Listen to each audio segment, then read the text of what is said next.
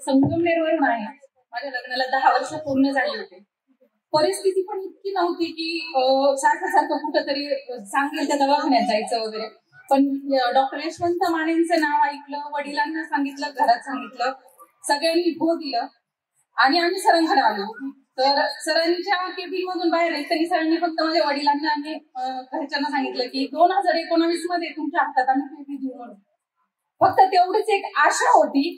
माझी तब्येत असल्यामुळं मला तर खूप टेन्शन असायचं, पण सरांवर पूर्ण विश्वास असल्यामुळं 24 जुलै 2019 ला मला ट्विन्स झाले, एक मुलगा आणि एक मुलगी. आज ते इथे आलेले आहेत.